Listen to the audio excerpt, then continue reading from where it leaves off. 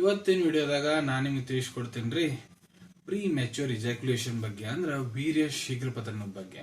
ಬಹಳಷ್ಟು patient complaint ಮಾಡ್ತಾರ, sir ನಾ ಮಾಡೋ ಮುಂದೆ ನಾನು ಬಹಳ ಲಘುನ ಉದುರು ಹೋಗ್ತೈತಿ, ವೀರ್ಯ ಒಟ್ಟ ಕಂಟ್ರೋಲ್ ಆಗಂಗಿಲ್ರಿ, ಮಾಡಿದ್ದೆ ಒಂದು ನಿಮಿಷನ ಆಗಂಗಿಲ್ಲ, ಉದುರು ಹೋಗ್ತೈತಿ sir. So premature ejaculation ಬಗ್ಗೆ, ಈ ಸಮಸ್ಯೆಲಿಂದ ನೀವು ಹೊರಗೆ ಹೆಂಗ್ ಬರಬಹುದು, ಕಂಪ್ಲೀಟ್ ಮಾಹಿತಿ ನಾನು ನಿಮ್ಗೆ ಈ ವಿಡಿಯೋದ ತಿಳಿಸ್ಕೊಡ್ತೀನಿ. ವಿಡಿಯೋ ಸ್ಟಾರ್ಟಿಂಗ್ ಲಿಂತ ಎಂಡ್ ತನಕ ಮಿಸ್ ಮಾಡದೆ ನೋಡಿ. ನಮಸ್ಕಾರ ಸ್ನೇಹಿತರೆ, ನೀವು ನೋಡ್ತಾ ಇದ್ರೆ YouTube channel Venkatesh H Pujar, ಮತ್ತೆ ನಾನು ಡಾಕ್ಟರ್ ವೆಂಕಟೇಶ್ ಎಚ್ ಪೂಜಾರ್. ಬನ್ನಿ ಇವತ್ತಿನ ಚರ್ಚೆನ ಶುರು ಮಾಡೋಣ. ಸೊ ಮೊದಲಿಗೆ ನಾವು ತಿಳ್ಕೊಬೇಕಾಗಿದ್ರಿ ಪ್ರೀ ಮೆಚ್ಯೂರ್ ಇಜಾಕ್ಯುಲೇಷನ್ ಅಂದ್ರೆ ಏನು. ಸೊ ನೋಡ್ರಿ, ಪುರುಷರಿಗೆ ವೀರ್ಯ ಏನಿರ್ತೈತೆ ನೋಡ್ರಿ, ಇಂಟರ್ ಕೋರ್ಸ್ ಮೈಥುನ ಮಾಡೋ ಮುಂದೆ ಬಹಳ ಲಘುನ ಉದುರಿ ಹೋಗೋದು. ಇನ್ನು ಪುರುಷ ಸೆಕ್ಷುವಲಿ ಸ್ಯಾಟಿಸ್ಫೈ ಆಗಿರಂಗಿಲ್ಲ, ಮಹಿಳೆ ಕೂಡ ಸೆಕ್ಷುವಲಿ ಸ್ಯಾಟಿಸ್ಫೈ ಆಗಿರಂಗಿಲ್ಲ, ಅದಕ್ಕಿಂತ ಮೊದಲೇ ಉದುರಿ ಹೋಗೋದು. ಅದಕ್ಕೆ ವೀರ್ಯ ಶೀಘ್ರ ಪತನ, ಪ್ರೀಮೆಚ್ಯೂರ್ ಇಜಾಕ್ಯುಲೇಷನ್ ಅಂತ ಕರೀತಾರೆ. ಇದು ನೋಡ್ರಿ, ನಿಮ್ಗೆ ಮೈಲ್ಡ್ ಇಜಾಕ್ಯುಲೇಷನ್ ಸಮಸ್ಯೆ ಆಗ್ತಾ ಇದೆ ಅಂದ್ರೆ, ಸ್ವಲ್ಪ ಪ್ರಮಾಣದಾಗ ಏನಾರ ಹೋಗ್ತಾ ಇದೆ ಅಂದ್ರೆ, ಇದಕ್ಕೆ ಡಾಕ್ಟರ್ ನಿಮ್ಗೆ ಜೆಲ್ಸ್, ಕ್ರೀಮ್ಸ್, ಸ್ಪ್ರೇಸ್ ಬರ್ದು ಕೊಟ್ಟಿರ್ತಾರ. ಇಲ್ಲ ನೀವೇನಾರ ಫ್ಯಾಮಿಲಿ ಪ್ಲಾನಿಂಗ್ ಬಗ್ಗೆ ಯೋಚನೆ ಮಾಡೋ ಅಂತೀರಂದ್ರ ಪುರುಷರಿಗೆ ಕಾಂಡಮ್ ಯೂಸ್ ಮಾಡ್ಲಿಕ್ಕೆ ಹೇಳಿರ್ತಾರ. ಅದ್ರಲ್ಲಿ ಏನಾಗುತ್ತಪ್ಪ ಅಂದ್ರೆ, ನಿಮ್ಮ ತುದಿ ಭಾಗಕ್ಕೆ ಸೆನ್ಸೇಷನ್ ಜಾಸ್ತಿ ಬರಂಗಿಲ್ಲ, ಮತ್ತು ಇಜಾಕ್ಯುಲೇಷನ್ ಸ್ವಲ್ಪ ಡಿಲೇ ಆಗ್ತೈತಿ. ಎರಡನೇದು, ನೀವು ಸೆಕ್ಷುವಲ್ ಇಂಟರ್ ಕೋರ್ಸ್ ಮಾಡೋ ಮುಂದೆ ಮೈಂಡ್ ಕಂಪ್ಲೀಟ್ ರಿಲ್ಯಾಕ್ಸ್ ಇಡಬೇಕು. ಮೈಂಡ್ ಬೇರೆ ಕಡೆ ಡಿಸ್ಟ್ರಾಕ್ಟ್ ಇರಬೇಕು. ಬರೀ ಸೆಕ್ಸ್ ಬಗ್ಗೆ ಯೋಚನೆ ಮಾಡ್ತಾ ಇರಬೇಡ್ರಿ, ಸ್ವಲ್ಪ ಮೆದುಳು ಬೇರೆ ಕಡೆ ಓಡಲಿ. ಈಗ ಬರೀ ಅದ್ರ ಬಗ್ಗೆ ಯೋಚನೆ ಮಾಡ್ತಾ ಇದ್ರೆ ಅದು ಮತ್ತೆ ನಿಮ್ಗೆ ಫೀಲಿಂಗ್ ಬಂದು ಬೇಗ ಔಟ್ ಆಗಿಬಿಡ್ತಾರೆ. ಸೊ ಅದನ್ನೆಲ್ಲ ಮಾಡಕ್ ಹೋಗ್ಬೇಡ್ರಿ. ಈಗ ನೆಕ್ಸ್ಟ್ ನಾನು ನಿಮ್ಗೆ ಏನು ತಿಳ್ಸಕ್ಕೆ ಇಷ್ಟಪಡ್ತೀನಿ ಅಂದ್ರೆ, ಫೋರ್ ಪ್ಲೇ ಮಾಡ್ಬೇಕ್ರಿ.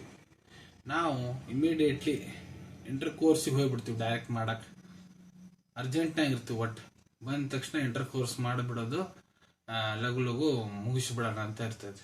ಆ ರೀತಿ ಮಾಡಕ್ ಹೋಗ್ಬೇಡ್ರಿ, ಫೋರ್ ಪ್ಲೇ ಮಾಡ್ಬೇಕು. ಅಂದ್ರ ಮೇಲೆ ಮೇಲೆ ಏನಿರ್ತೈತೆ ನೋಡ್ರಿ, ಮೊದ್ಲ ಅಲ್ಲಿಂದ ಎಲ್ಲ ಸ್ಟಾರ್ಟ್ ಮಾಡ್ಕೋಬೇಕು. ಅದರಲ್ಲಿ ನಿಮ್ಗೊಂದು ಕಾನ್ಫಿಡೆನ್ಸ್ ಬಿಲ್ಡ್ ಆಗುತ್ತಾ, ನಿಮ್ಮ ಸ್ಟ್ಯಾಮಿನಾ ಬಗ್ಗೆ ನಿಮ್ಗೆ ಗೊತ್ತಾಗುತ್ತಾ.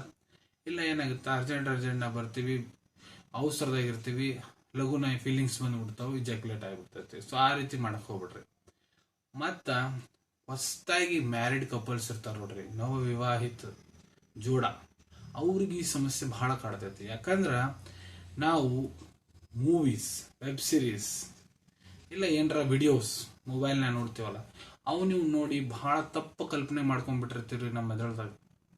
ಸೊ ನೋಡ್ರಿ, ಮೂವೀಸ್ ಲೈಫೇ ಬೇರೆ, ರಿಯಲ್ ಲೈಫೇ ಬೇರೆ. ಯಾವ ರೀತಿ ಒಬ್ಬ ಹೀರೋ 100 ಮಂದಿ ಹೊಡಿತಾನ, ಆ ರೀತಿ ನಾವು ಹೊಡ್ಯಕ್ಕಾಗಲ್ಲ, ನೀವು ಹೊಡ್ಯಕ್ಕಾಗಲ್ಲ. ಅದೇ ರೀತಿ ನಾವು ವೆಬ್ ಸೀರೀಸ್, ಮೊಬೈಲ್ಸ್ನಾಗ ಏನ್ ನೋಡ್ತೀವಿ ಅದಕ್ಕೆ ಮತ್ತೆ ನಮ್ಮ ನಿಜವಾದ ಜೀವನದಾಗ ಏನ್ ಘಟನೆ ನಡೀತಿರ್ತಾವ ಅದಕ್ಕ ಬಹಳ ವ್ಯತ್ಯಾಸ ಇರ್ತೈತಿ. ಅಲ್ಲಿಂದ ನಾವು ಮೊದ್ಲು ಹೊರಗೆ ಬರ್ಬೇಕಾಗೈತಿ. ಯಾಕಂದ್ರೆ ನಾವು ವಿವಾಹಿತ ಜೋಡಿ ಏನಿರ್ತೇವ್ರಿ, ಅವ್ರಿಗೆ ಎಕ್ಸ್ಪೆಕ್ಟೇಷನ್ ಬಹಳ ಹೈ ಆಗಿಬಿಟ್ಟಿರ್ತೈತಿ. ಹಂಗ್ ಮಾಡೋಣ ಹಿಂಗ್ ಮಾಡೋಣ ಅನ್ಕೊಂಡು, ಆದ್ರ ಅದು ಅಲ್ಲೇ ಅದು ಎಕ್ಸ್ಪೆಕ್ಟೇಷನ್ ರೀಚ್ ಆಗಂಗಿಲ್ಲ. ಸ್ಟಾರ್ಟಿಂಗ್ ಅಲ್ಲೇ ತ್ರಾಸ ಆಗಿಬಿಡ್ತೈತಿ. ಪ್ರೀಮೆಚ್ಯೂರ್ ಇಜಾಕ್ಯುಲೇಷನ್ ಆದ ತಕ್ಷಣ ಅಂತದ್ರಾಗ ಒಂದು ಪುರುಷರಿಗೆ ಒಂದು ಸ್ಯಾಟಿಸ್ಫ್ಯಾಕ್ಷನ್ ಲೆವೆಲ್ ಇರಂಗಿಲ್ಲ. ಅವರು ನನಗೇನೋ ತ್ರಾಸ ಐತೆ ಅಂತ ಅನ್ಕೊಂಡ್ಬಿಡ್ತಾರ. ಅಂತದ್ರಾಗ ನೋಡ್ರಿ, ಮಹಿಳೆಯರ ವೈಫ್ ಯಾರು ಇರ್ತಾರ, ಪುರುಷರಿಗೆ ಬೈಯೋದು, ಅವ್ರು ಡಿಸ್ಕರೇಜ್ ಮಾಡೋದು, ಸಿಟ್ ಮಾಡೋದು ಮಾಡಕ್ ಹೋಗ್ಬಿಡ್ರಿ. ಯಾಕಂದ್ರೆ ಮೊದ್ಲ ತ್ರಾಸ ಆಗಿರ್ತೈತೆ, ಇನ್ನಿಟ್ಟು ಅವರು ಡೌನ್ ಹೋಗ್ಬಿಡ್ತಾರ. ಸ್ವಲ್ಪ ಕೋಆಪರೇಟ್ ಮಾಡಿ, ಏನಿದೆ ಏನಿಲ್ಲ ಮಾತಾಡ್ಕೋರಿ. ಮೊದ್ಲ ಮೈಂಡ್ಲೇ ಒಬ್ರಿಗೊಬ್ರು ಅರ್ಥ ಮಾಡ್ಕೋರಿ. ಆಮೇಲೆ ಅವ್ರಿಗೆ ಸ್ವಲ್ಪ ಸಪೋರ್ಟ್ ಕೊಡ್ಬೇಕ್ರಿ. ಈ ಟೈಮ್ನಾಗ ಅವ್ರಿಗೆ ನೀವು ಡಿಸ್ಕರೇಜ್ ಮಾಡಿದ್ರೆ ಇನ್ನಿಟ್ಟು ಸಮಸ್ಯೆ ಗಂಭೀರ ಆಗಿಬಿಡ್ತೈತೆ. ಮತ್ತೆ ಈ ರೀತಿ ನಿಮ್ಗೆ ಏನೋ ಸಮಸ್ಯೆ ಇದ್ರೆ ಭಯಪಡೋ ಅವಶ್ಯಕತೆ ಇಲ್ಲ.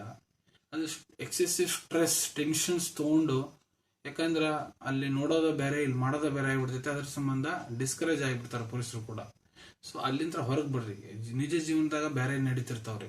ಮತ್ತೆ ಇಂಥವ್ರಿಗೆ ಏನಾರ ಸಮಸ್ಯೆ ಆಗೈತೆ ಡಾಕ್ಟರ್ ಸ್ವಲ್ಪ ಇಜಾಕ್ಯುಲೇಟರಿ ಎಕ್ಸಸೈಸಸ್ ಹೇಳ್ಕೊಡ್ತಾರೆ. ಎಕ್ಸಸೈಸಸ್ ಯಾವಪ್ಪ ಅಂದ್ರೆ, ಪುರುಷರಿಗೆ ನೋಡ್ರಿ 2 ರಿಂದ 4 ವಾರ ಮಟ ಹಸ್ತ ಮೈಥುನ ಮಾಡ್ಲಿಕ್ಕೆ ಹೇಳ್ತಾರ. ಹಸ್ತ ಮೈಥುನ ಮಾಡಿ, ಹೆಂಗ್ ನಿಮ್ಗೆ ಹೊರಗೆ ಬೀಳಾವಂತೈತೆ ಅಂತ ಅನಿಸ್ತೈತಿ, ಹೋಲ್ಡ್ ಮಾಡಿ, ಇರೆಕ್ಷನ್ ಹೋಗ್ಲಿ, ಬೀಳಕ್ ಕೊಡ್ಬೇಡ್ರಿ ಹೊರಗದ್ರ. ಮತ್ತೆ ಇರೆಕ್ಷನ್, ಮತ್ತೆ ಹಸ್ತ ಮೈಥುನ ಮಾಡ್ರಿ, ಮತ್ತೆ ಇರೆಕ್ಷನ್ ಬರ್ಲಿ. ಹೆಂಗ್ ಮತ್ತೆ ನಿಮ್ಗೆ ಹೊರಗೆ ಬರ್ತೈತೆ ಅನಿಸ್ತೈತಿ, ಮತ್ತೆ ಹೋಲ್ಡ್ ಮಾಡ್ಕೊರಿ, ಇರೆಕ್ಷನ್ ಹೋಗ್ಲಿ. ಈ ರೀತಿ ದಿನಕ್ಕೊಂದು 3 ರಿಂದ 4 ಸತಿ ಮಾಡಿ, ಇದೇ ರೀತಿ 2 ರಿಂದ 4 ವಾರ ಮಾಡಬೇಕು. ಎರಡನೇ ಸ್ಟೆಪ್ ಇಜಾಕ್ಯುಲೇಷನ್ ಎಕ್ಸಸೈಸಸ್ ಏನಪ್ಪಾ ಅಂದ್ರೆ, ಇದ್ರಾಗ ಗಂಡ ಹೆಂಡತಿ ಇಬ್ರು ಒಟ್ಟಿಗೆ ಮಾಡ್ಬೇಕಾಗ್ತೈತ್ರಿ. ವೈಫ್ ಏನಿರ್ತಾರ ನೋಡ್ರಿ, ಅವರು ನಿಮ್ಮ ಹಸ್ಬೆಂಡ್ ಏನದಾರ ನೋಡ್ರಿ, ಅವ್ರದ್ದು ನೀವು ಹಸ್ತಮೇಥನ ಮಾಡ್ಬೇಕಾಗ್ತೈತಿ. ಹಸ್ತಮೇಥನ ಮಾಡ್ರಿ. ಅದು ಇಜಾಕ್ಯುಲೇಟ್ ಇನ್ನು ಆಗ್ಲಾರ್ದಾಗ ನೋಡ್ಕೋಬೇಕು. ಫೀಲಿಂಗ್ ಅದು ಇಜಾಕ್ಯುಲೇಷನ್ ಹಸ್ತಮೇಥನ ಮಾಡ್ತಿರ್ತಾರಲ್ಲ, ನಿಮ್ಮ ಹಸ್ಬೆಂಡ್ ನಿಮ್ಗೆ ಇಂಡಿಕೇಟ್ ಮಾಡ್ತಾರ, ಇನ್ನೂ ಸ್ವಲ್ಪ ಹೊತ್ತಿಗೆ ನಾನು ಇಜಾಕ್ಯುಲೇಟ್ ಆಗುತ್ತಾ, ಹೊರಗೆ ಬರ್ತೈತೆ ಅಂತ ಅನ್ನೋದ್ರಾಗ ಹೋಲ್ಡ್ ಮಾಡ್ರಿ, ಇರೆಕ್ಷನ್ ಹೋಗ್ಲಿ, ಮತ್ತೆ ಹಸ್ತಮೇಥನ ಮಾಡ್ರಿ ಕಂಟಿನ್ಯೂ.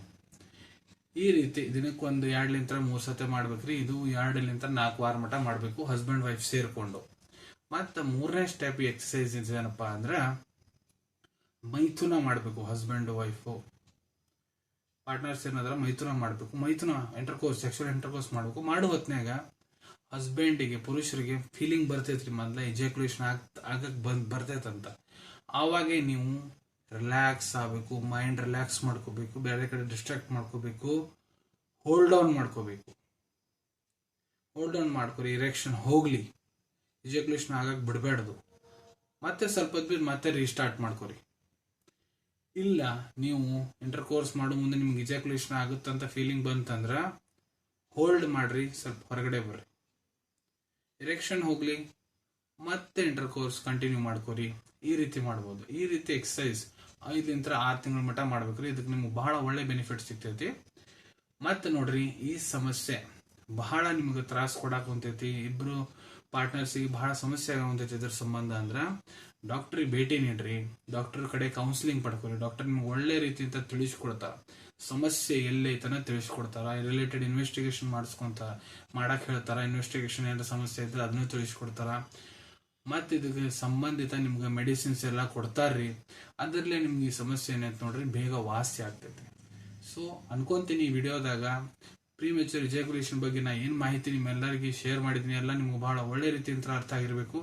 ಮುಂದೆ ಕೂಡ ಇದೇ ರೀತಿ ಹೊಸ ಟಾಪಿಕ್ಸ್ ಬಗ್ಗೆ, ಸೆಕ್ಸ್ ರಿಲೇಟೆಡ್ ಟಾಪಿಕ್ಸ್ ಬಗ್ಗೆ ವಿಡಿಯೋಸ್ ನೋಡ್ಬೇಕಾ, ಚಾನೆಲ್ವನ್ನು ತಪ್ಪದೇ ಸಬ್ಸ್ಕ್ರೈಬ್ ಮಾಡ್ಕೊಳ್ಳಿ. ಅಲ್ಲಿ ಕೆಳಗಡೆ ಸಬ್ಸ್ಕ್ರೈಬ್ ಬಟನ್ ಐತೆ ನೋಡ್ರಿ, ಅದನ್ನ ಕ್ಲಿಕ್ ಮಾಡಿಬಿಡ್ರಿ. ಅದನ್ನ ಕ್ಲಿಕ್ ಮಾಡಿದ್ರೆ ಮುಂದೆ ಹಾಕೋ ಎಲ್ಲ ವಿಡಿಯೋ ನಿಮಗೆ ಬೇಗ ತಲುಪ್ತಾವೆ.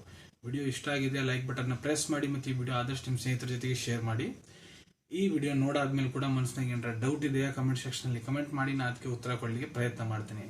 ಸಿಗೋಣ ನಿಮ್ಮೆಲ್ಲರಿಗೂ ಮತ್ತೊಂದು ವಿಡಿಯೋದಾಗ ಒಂದು ಹೊಸ ವಿಷಯದ ಜೊತೆಗೆ. Till then take care. ಧನ್ಯವಾದಗಳು.